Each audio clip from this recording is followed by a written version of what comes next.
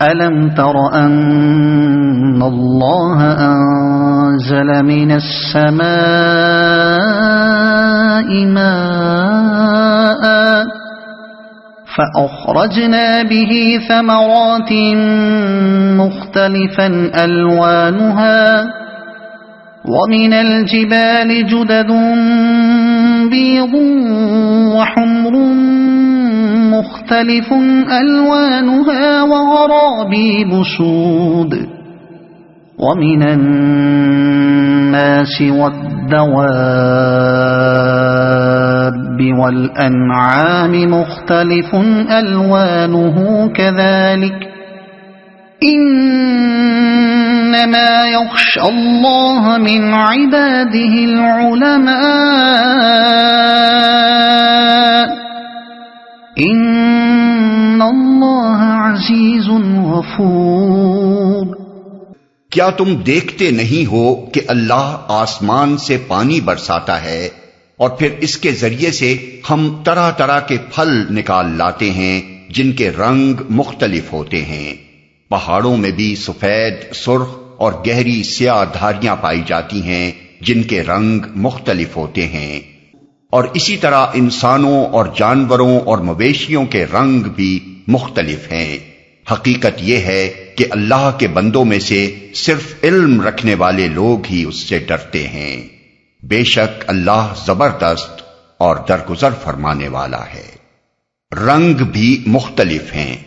اس سے یہ سمجھانا مقصود ہے کہ خدا کی پیدا کردہ کائنات میں کہیں بھی یک رنگی و یکسانی نہیں ہے، ہر طرف تنوع ہی تنوع ہے۔ ایک ہی زمین اور ایک ہی پانی سے طرح طرح کے درخت نکل رہے ہیں، اور ایک درخت کے دو پھل تک اپنے رنگ، جسامت اور مزے میں یکساں نہیں ہیں۔ ایک ہی پہاڑ کو دیکھو تو اس میں کئی کئی رنگ تمہیں نظر آئیں گے، اور اس کے مختلف حصوں کی مادی ترکیب میں بڑا فرق پایا جائے گا۔ انسانوں اور جانوروں میں ایک ماں باپ کے دو بچے تک یکساں نہ ملیں گے۔ اس کائنات میں اگر کوئی مزاجوں اور طبیعتوں اور ذہنیتوں کی یکسانی ڈھونڈے اور وہ اختلافات دیکھ کر گھبرا اٹھے جن کی طرف پہلے آیات نمبر 19-22 میں اشارہ کیا گیا ہے، تو یہ اس کے اپنے فہم کی کوتاہی ہے۔ یہی تنوع اور اختلاف تو پتہ دے رہا ہے کہ اس کائنات کو کسی زبردست حکیم نے بے شمار حکمتوں کے ساتھ پیدا کیا ہے،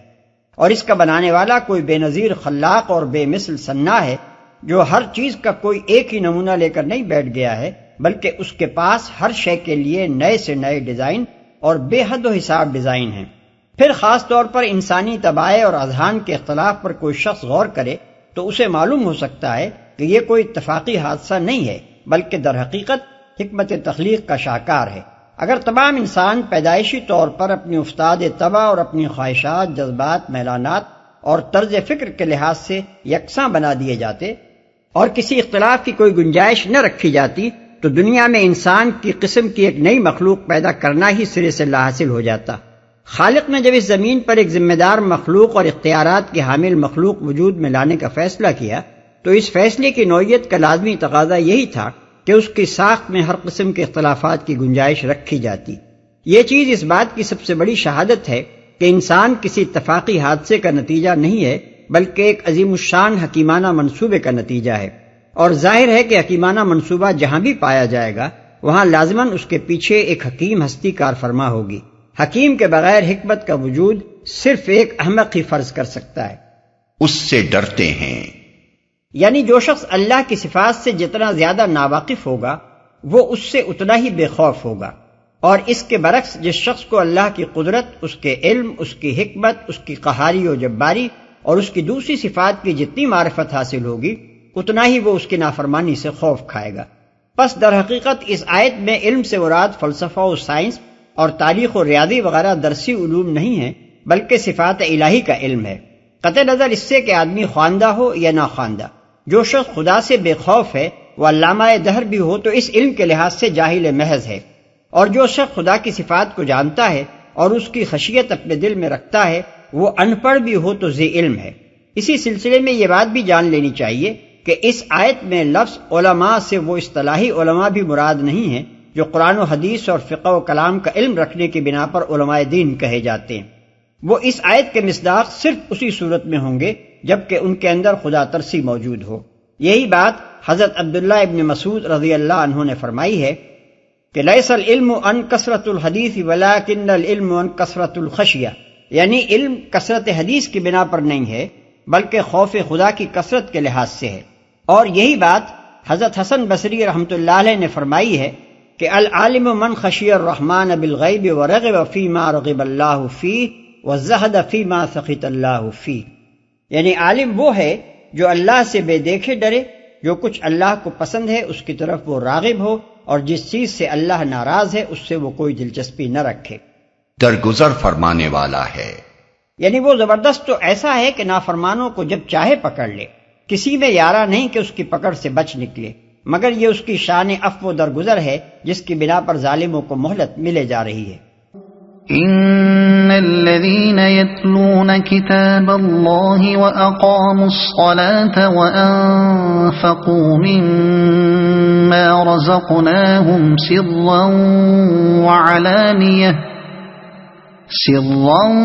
وعلانية يرجون تجارة لن تبور ليوفيهم أجورهم ويزيدهم من فضله إنه غفور شكور۔ جو لوگ کتاب اللہ کی تلاوت کرتے ہیں اور نماز قائم کرتے ہیں، اور جو کچھ ہم نے انہیں رزق دیا ہے اس میں سے کھلے اور چھپے خرچ کرتے ہیں، یقیناً وہ ایک ایسی تجارت کے متوقع ہیں جس میں ہرگز خسارہ نہ ہوگا۔ اس تجارت میں انہوں نے اپنا سب کچھ اس لیے کھپایا ہے تاکہ اللہ ان کے اجر پورے کے پورے ان کو دے اور مزید اپنے فضل سے ان کو عطا فرمائے۔ بے شک اللہ بخشنے والا اور قدردان ہے۔ ان کو عطا فرمائے۔ اہل ایمان کے اس عمل کو تجارت سے اس لیے تشبیہ دی گئی ہے کہ آدمی تجارت میں اپنا سرمایہ اور محنت و قابلیت اس امید پر صرف کرتا ہے کہ نہ صرف اصل واپس ملے گا اور نہ صرف وقت اور محنت کی اجرت ملے گی بلکہ کچھ مزید منافع بھی حاصل ہوگا۔ اسی طرح ایک مومن بھی خدا کی فرما برداری میں، اس کی بندگی و عبادت میں اور اس کے دین کی خاطر جد و جہد میں اپنا مال، اپنے اوقات، اپنی محنتیں اور قابلیتیں اس امید پر کھپا دیتا ہے کہ نہ صرف ان سب کا پورا پورا اجر ملے گا بلکہ اللہ اپنے فضل سے مزید بہت کچھ عنایت فرمائے گا۔ مگر دونوں تجارتوں میں فرق، اور بہت بڑا فرق اس بنا پر ہے کہ دنیاوی تجارت میں محض نفع ہی کی امید نہیں ہوتی، گھاٹے اور دیوالے تک کا خطرہ بھی ہوتا ہے، بخلاف اس کے جو تجارت ایک مخلص بندہ اپنے خدا کے ساتھ کرتا ہے اس میں کسی خسارے کا اندیشہ نہیں، قدردان ہے۔ یعنی مخلص اہل ایمان کے ساتھ اللہ تعالیٰ کا معاملہ اس تنگ دل آقا کا سا نہیں ہے جو بات بات پر گرفت کرتا ہو اور ایک ذرا سی خطا پر اپنے ملازم کی ساری خدمتوں اور وفاداریوں پر پانی پھیر دیتا ہو۔ وہ فیاض اور کریم آقا ہے، جو بندہ اس کا وفادار ہو اس کی خطاؤں پر چشم پوشی سے کام لیتا ہے، اور جو کچھ بھی خدمت اس سے بنائی ہو اس کی قدر فرماتا ہے۔ والذی اوحینا الیک من الكتاب هو الحق مصدقا لما بین یدیہ ان اللہ بعباده لخبیر بصیر۔ اے نبی، جو کتاب ہم نے تمہاری طرف وحی کے ذریعے سے بھیجی ہے وہی حق ہے، تصدیق کرتی ہوئی آئی ہے ان کتابوں کی جو اس سے پہلے آئی تھیں۔ بے شک اللہ اپنے بندوں کے حال سے باخبر ہے اور ہر چیز پر نگاہ رکھنے والا ہے جو اس سے پہلے آئی تھیں۔ مطلب یہ ہے کہ وہ کوئی نرالی بات نہیں پیش کر رہی ہے جو پچھلے انبیاء کی لائی ہوئی تعلیمات کے خلاف ہو، بلکہ اسی ازلی و ابدی حق کو پیش کر رہی ہے جو ہمیشہ سے تمام انبیاء پیش کرتے چلے آ رہے ہیں۔ ہر چیز پر نگاہ رکھنے والا ہے۔ اللہ کی ان صفات کو یہاں بیان کرنے کا مقصود اس حقیقت پر متنبع کرنا ہے کہ بندوں کے لیے خیر کس چیز میں ہے، اور ان کی ہدایت و رہنمائی کے لیے کیا اصول موضوع ہیں، اور کون سے ضابطے ٹھیک ٹھیک ان کی مصلحت کے مطابق ہیں۔ ان امور کو اللہ کے سوا کوئی نہیں جان سکتا، کیونکہ بندوں کی فطرت اور اس کے تقاضوں سے وہی باخبر ہے اور ان کے حقیقی مسالے پر وہی نگاہ رکھتا ہے۔ بندے خود اپنے آپ کو اتنا نہیں جانتے جتنا ان کا خالق ان کو جانتا ہے، اس لیے حق وہی ہے اور وہی ہو سکتا ہے جو اس نے وحی کے ذریعے سے بتا دیا ہے۔ ثم أورثنا الكتاب الذين اصطفينا من عبادنا فمنهم ظالم لنفسه ومنهم مقتصد ومنهم سابق بالخيرات بإذن الله ذلك هو الفضل الكبير۔ پھر ہم نے اس کتاب کا وارث بنا دیا ان لوگوں کو جنہیں ہم نے اس وراثت کے لیے اپنے بندوں میں سے چن لیا۔ اب کوئی تو ان میں سے اپنے نفس پر ظلم کرنے والا ہے اور کوئی بیچ کی راس ہے اور کوئی اللہ کے اذن سے نیکیوں میں سبقت کرنے والا ہے۔ یہی بہت بڑا فضل ہے، اپنے بندوں میں سے چن لیا۔ مراد ہیں مسلمان جو پوری نوع انسانی میں سے چھانٹ کر نکالے گئے ہیں تاکہ وہ کتاب اللہ کے وارث ہوں اور محمد صلی اللہ علیہ وسلم کے بعد اسے لے کر اٹھیں۔ اگرچہ کتاب پیش تو کی گئی ہے سارے انسانوں کے سامنے، مگر جنہوں نے آگے بڑھ کر اسے قبول کر لیا وہی اس شرف کے لیے منتخب کر لیے گئے کہ قرآن جیسی عظیم کتاب کے وارث اور محمد عربی صلی اللہ علیہ وسلم جیسے رسول عظیم کی تعلیم و ہدایت کے امین بنے۔ یہی بہت بڑا فضل ہے۔ یعنی یہ مسلمان سب کے سب ایک ہی طرح کے نہیں ہیں، بلکہ یہ تین طبقوں میں تقسیم ہو گئے ہیں۔ ایک، اپنے نفس پر ظلم کرنے والے، یہ وہ لوگ ہیں جو قرآن کو سچے دل سے اللہ کی کتاب اور محمد صلی اللہ علیہ وسلم کو ایمانداری کے ساتھ اللہ کا رسول تو مانتے ہیں، مگر عملاً کتاب اللہ اور سنت رسول اللہ کی پیروی کا حق ادا نہیں کرتے۔ مومن ہیں مگر گناہ گار ہیں، مجرم ہیں مگر باغی نہیں ہیں، ضعیف الایمان ہیں مگر منافق اور دل و دماغ سے کافر نہیں ہیں۔ اسی لیے ان کو ظالم لنفسہ ہی ہونے کے باوجود وارثین کتاب میں داخل اور خدا کے چنے ہوئے بندوں میں شامل کیا گیا ہے، ورنہ ظاہر ہے کہ باغیوں اور منافقوں اور قلب و ذہن کے کافروں پر ان اوصاف کا اطلاق نہیں ہو سکتا۔ تینوں درجات میں سے اس درجے کے اہل ایمان کا ذکر سب سے پہلے اس لیے کیا گیا ہے کہ تعداد کے لحاظ سے امت میں کثرت انہی کی ہے۔ دو، بیچ کی راس، یہ وہ لوگ ہیں جو اس وراثت کا حق کم و بیش ادا تو کرتے ہیں مگر پوری طرح نہیں کرتے، فرما بردار بھی ہیں اور خطا کار بھی۔ اپنے نفس کو بالکل بے لگام تو انہوں نے نہیں چھوڑ دیا ہے، بلکہ اسے خدا کا مطیع بنانے کی اپنی حد تک کوشش کرتے ہیں، لیکن کبھی یہ اس کی باگیں ڈھیلی بھی چھوڑ دیتے ہیں اور گناہوں میں مبتلا ہو جاتے ہیں۔ اس طرح ان کی زندگی اچھے اور برے دونوں طرح کے اعمال کا مجموعہ بن جاتی ہے۔ یہ تعداد میں پہلے گروہ سے کم اور تیسرے گروہ سے زیادہ ہیں، اس لیے ان کو دوسرے نمبر پر رکھا گیا ہے۔ تین، نیکیوں میں سبقت کرنے والے، یہ وارثین کتاب میں صف اول کے لوگ ہیں، یہی دراصل اس وراثت کا حق ادا کرنے والے ہیں۔ یہ اتباع کتاب و سنت میں بھی پیش ہیں، خدا کا پیغام اس کے بندوں تک پہنچانے میں بھی پیش، دین حق کی خاطر قربانیاں کرنے میں بھی پیش اور بھلائی کے ہر کام میں پیش۔ یہ دانستہ معصیت کرنے والے نہیں ہیں، اور نادانستہ کوئی گناہ سرزد ہو جائے تو اس پر متنبہ ہوتے ہی ان کی پیشانیاں شرم سے عرقآلود ہو جاتی ہیں۔ ان کی تعداد امت میں پہلے دونوں گروہوں سے کم ہے، اس لیے ان کا آخر میں ذکر کیا گیا ہے، اگرچہ وراثت کا حق ادا کرنے کے معاملے میں ان کو اولیت کا شرف حاصل ہے۔ یہی بہت بڑا فضل ہے۔ اس فقرے کا تعلق اگر قریب ترین فقرے سے مانا جائے تو اس کا مطلب یہ ہوگا کہ نیکیوں میں سبقت کرنا ہی بڑا فضل ہے، اور جو لوگ ایسے ہیں وہ امت مسلمہ میں سب سے افضل ہیں۔ اور اس فقرے کا تعلق پہلے فقرے سے مانا جائے تو مطلب یہ ہوگا کہ کتاب اللہ کا وارث ہونا اور اس وراثت کے لیے چن لیا جانا بڑا فضل ہے، اور خدا کے تمام بندوں میں وہ بندے سب سے افضل ہیں جو قرآن اور محمد صلی اللہ علیہ وسلم پر ایمان لا کر اس انتخاب میں کامیاب ہو گئے ہیں۔ جنات عدن يدخلونها يحلون فيها من أساور من ذهب ولؤلؤا ولباسهم فيها حرير وقالوا الحمد لله الذي أذهب عنا الحزن إن ربنا لغفور شكور الذي أحلنا دار المقامة من فضله لا يمسنا فيها نصب ولا يمسنا فيها لغوب۔ ہمیشہ رہنے والی جنتیں ہیں جن میں یہ لوگ داخل ہوں گے، وہاں انہیں سونے کے کنگنوں اور موتیوں سے آراستہ کیا جائے گا، وہاں ان کا لباس ریشم ہوگا، اور وہ کہیں گے کہ شکر ہے اس خدا کا جس نے ہم سے غم دور کر دیا، یقیناً ہمارا رب معاف کرنے والا اور قدر فرمانے والا ہے، جس نے ہمیں اپنے فضل سے ابدی قیام کی جگہ ٹھہرا دیا، اب یہاں نہ ہمیں کوئی مشقت پیش آتی ہے اور نہ تکان لاحق ہوتی ہے، جن میں یہ لوگ داخل ہوں گے۔ مفسرین میں سے ایک گروہ اس بات کا قائل ہے کہ اس فقرے کا تعلق قریب ترین دونوں فقروں سے ہے، یعنی نیکیوں پر سبقت کرنے والے ہی بڑی فضیلت رکھتے ہیں اور وہی ان جنتوں میں داخل ہوں گے۔ رہے پہلے دو گروہ تو ان کے بارے میں سکوت فرمایا گیا ہے تاکہ وہ اپنے انجام کے معاملے میں فکر مند ہوں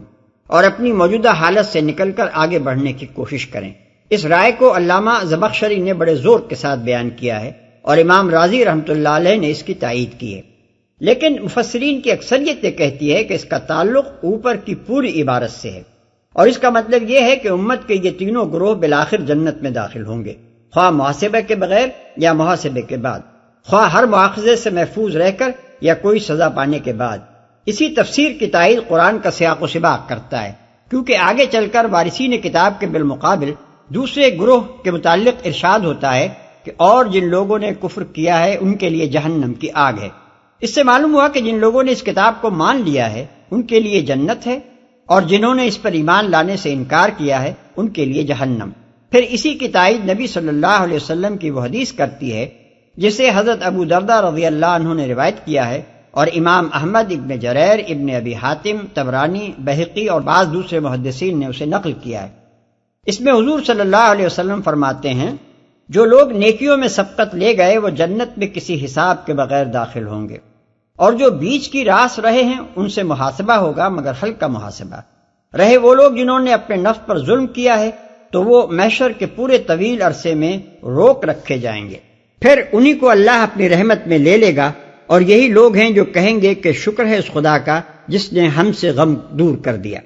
اس حدیث میں حضور صلی اللہ علیہ وسلم نے اس آیت کی پوری تفسیر خود بیان فرما دی ہے،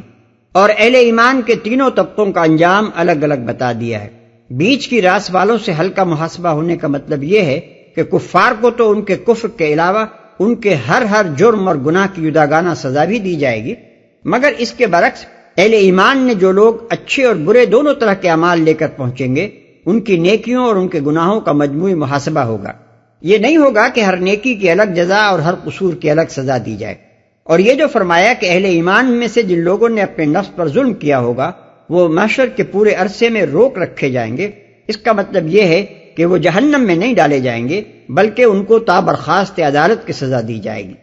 یعنی روز حشر کی پوری طویل مدت جو نہ معلوم کتنی صدیوں کے برابر طویل ہوگی ان پر اپنی ساری سختیوں کے ساتھ گزر جائے گی، یہاں تک کہ آخرکار اللہ ان پر رحم فرمائے گا اور خاتمہ عدالت کے وقت حکم دے گا کہ اچھا انہیں بھی جنت میں داخل کر دو۔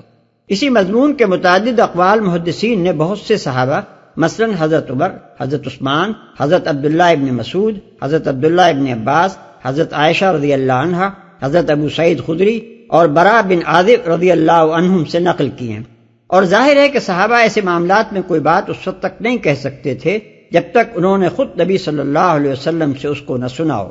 مگر اس سے یہ نہ سمجھ لینا چاہیے کہ مسلمانوں میں سے جن لوگوں نے اپنے نفس پر ظلم کیا ہے ان کے لیے صرف تا برخاست عدالت ہی کی سزا ہے اور ان میں سے کوئی جہنم میں جائے گا ہی نہیں۔ قرآن اور حدیث میں متعدد ایسے جرائم کا ذکر ہے جن کے مرتکب کو ایمان بھی جہنم میں جانے سے نہیں بچا سکتا۔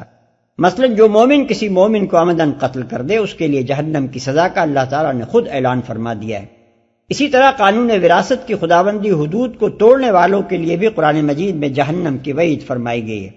سود کی حرمت کا حکم آ جانے کے بعد پھر سود خواری کرنے والوں کے لیے بھی صاف صاف اعلان فرمایا گیا ہے کہ وہ اصحاب النار ہیں۔ اس کے علاوہ بعض اور کبائر کے مرتکبین کے لیے بھی احادیث میں تصریح ہے کہ وہ جہنم میں جائیں گے۔ ہم سے غم دور کر دیا۔ ہر قسم کا غم، دنیا میں جن فکروں اور پریشانیوں میں ہم مبتلا تھے ان سے بھی نجات ملی، عقبہ میں اپنے انجام کی جو فکر لاحق تھی وہ بھی ختم ہوئی، اور اب آگے چین ہی چین ہے، کسی رنج و الم کا کوئی سوال ہی باقی نہ رہا۔ قدر فرمانے والا ہے۔ یعنی ہمارے قصور اس نے معاف فرما دیے، اور عمل کی جو تھوڑی سی پونجی ہم لائے تھے اس کی ایسی قدر فرمائی کہ اپنی جنت اس کے بدلے میں ہمیں عطا فرما دی، ابدی قیام کی جگہ ٹھہرا دیا۔ یعنی دنیا ہماری سفر حیات کی ایک منزل تھی جس سے ہم گزر آئے ہیں، اور میدان حشر بھی اس سفر کا ایک مرحلہ تھا جس سے ہم گزر لیے ہیں۔ اب ہم اس جگہ پہنچ گئے ہیں جہاں سے نکل کر پھر کہیں جانا نہیں ہے، نہ تکان لاحق ہوتی ہے۔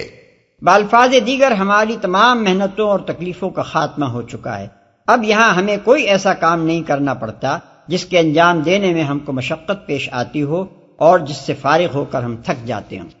والذین کفروا لهم نار جہنم لا يقضى عليهم فيموتوا ولا يخفف عنهم من عذابها كذلك نجزي كل كفور۔ اور جن لوگوں نے کفر کیا ہے ان کے لیے جہنم کی آگ ہے، نہ ان کا قصہ پاک کر دیا جائے گا کہ مر جائیں، اور نہ ان کے لیے جہنم کے عذاب میں کوئی کمی کی جائے گی۔ اس طرح ہم بدلہ دیتے ہیں ہر اس شخص کو جو کفر کرنے والا ہو۔ جن لوگوں نے کفر کیا ہے، یعنی اس کتاب کو ماننے سے انکار کر دیا ہے جو اللہ تعالیٰ نے محمد صلی اللہ علیہ وسلم پر نازل فرمائی ہے۔ وهم يصطرخون فيها ربنا أخرجنا نعمل صالحا غير الذي كنا نعمل أولم نعمركم ما يتذكر فيه من تذكر وجاءكم النذير فذوقوا فما للظالمين من نصير۔ وہ وہاں چیخ چیخ کر کہیں گے کہ اے ہمارے رب، ہمیں یہاں سے نکال لے تاکہ ہم نیک عمل کریں ان اعمال سے مختلف جو پہلے کرتے رہے تھے۔ انہیں جواب دیا جائے گا، کیا ہم نے تم کو اتنی عمر نہ دی تھی جس میں کوئی سبق لینا چاہتا تو سبق لے سکتا تھا، اور تمہارے پاس متنبع کرنے والا بھی آ چکا تھا۔ اب مزہ چکھو، ظالموں کا یہاں کوئی مددگار نہیں ہے۔ سبق لے سکتا تھا، اس سے مراد ہر وہ عمر ہے جس میں آدمی اس قابل ہو سکتا ہو کہ اگر وہ نیک و بد اور حق و باطل میں امتیاز کرنا چاہے تو کر سکے، اور گمراہی چھوڑ کر ہدایت کی طرف رجوع کرنا چاہے تو کر سکے۔ اس عمر کو پہنچنے سے پہلے اگر کوئی شخص مر چکا ہو تو اس آیت کی روح سے اس پر کوئی مواخذہ نہ ہوگا، البتہ جو اس عمر کو پہنچ چکا ہو وہ اپنے عمل کے لیے لازماً جواب دہ قرار پائے گا، اور پھر اس عمر کے شروع ہو جانے کے بعد جتنی مدت بھی وہ زندہ رہے اور سنبھل کر راہ راست پر آنے کے جتنے مواقع بھی اسے ملتے چلے جائیں، اتنی ہی اس کی ذمہ داری شدید تر ہوتی چلی جائے گی، یہاں تک کہ جو شخص بڑھاپے کو پہنچ کر بھی سیدھا نہ ہو اس کے لیے کسی عذر کی گنجائش باقی نہ رہے گی۔ یہی بات ہے جو ایک حدیث میں حضرت ابو ہریرہ رضی اللہ تعالی عنہ اور حضرت سعد بن سعد ساعدی رضی اللہ عنہ نے نبی صلی اللہ علیہ وسلم سے نقل فرمائی ہے کہ جو شخص کم عمر پائے اس کے لیے تو عذر کا موقع ہے، مگر 60 سال اور اس سے اوپر عمر پانے والے کے لیے کوئی عذر نہیں ہے۔ بخاری، احمد، نسائی، ابن جریر اور ابن ابی حاتم وغیرہ۔